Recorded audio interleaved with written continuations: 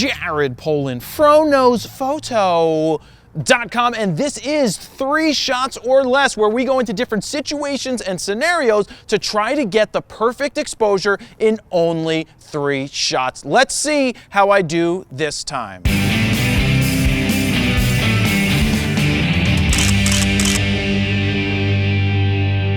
In this scenario, my goal is to capture Dan in the air. I want to freeze the motion in 3 shots or less. Now, what I'm using this time is a Nikon D3300 with a Kit 18-55 lens, but I want to remind you that the gear does not matter. The exposure triangle is the exposure triangle is the exposure triangle. It's all about building your exposure 1 shot at a time. Now, let's pick something out of nowhere. Now, normally I wouldn't put these settings in here. I'm going to start at 1/50th of a second at f5.6, and let's get to ISO 200 just to see what would happen.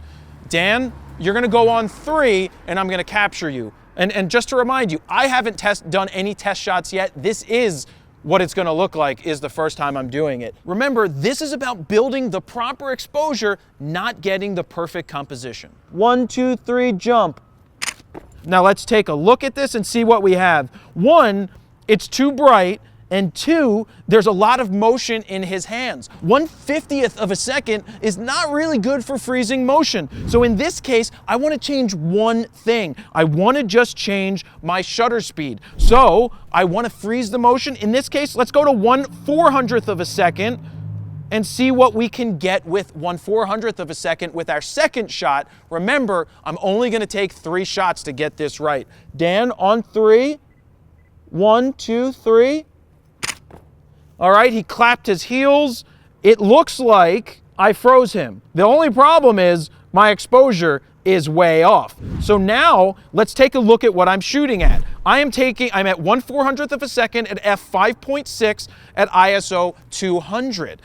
Now, what this tells me is I need to go ahead and let more light in. In this case, I'm going to leave it at 5.6 just for all of you guys out there with kit lenses who may shoot at 5.6. I'm not going to change my shutter speed because I liked freezing him at 1/400th of a second, which leaves me with just the ISO. I'm at 200 ISO. I'm probably off by around 2 stops just from looking at the image itself. So 200 goes to 400 for 1 stop, and then 800 is the next stop after that. So let's go to 800 ISO, take the picture. Now this is my 3rd shot. Let's see what happens. Dan, on 3.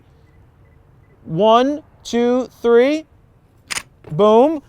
And let's take a look. That is much better. That exposure looks pretty darn good, and we built that in only 3 shots. Now think about it. The first shot I took, I knew 1/50th of a second wasn't going to be right for freezing him, but I wanted to show you how you could build the exposure in only 3 shots. If you do it in 2, awesome, but some situations take a little bit more than that. So this image is pretty darn close as a starting point that if you get your exposure right, after those 3 shots, you can focus on shooting as long as the light and the situation you're in determines that the light isn't changing, and you would have to get a different exposure. So, being that I shot in RAW, we'll be able to tweak this just a little bit more, but the goal is to get it as close as possible in the camera. So, I think I did a pretty good job in 3 shots. If there's a scenario or situation you would like to see me shoot in for this series, leave a comment down below, and maybe we'll be trying out your suggestion in another video. And that's where I'm going to leave it. Jared Polin, FroKnowsPhoto.com.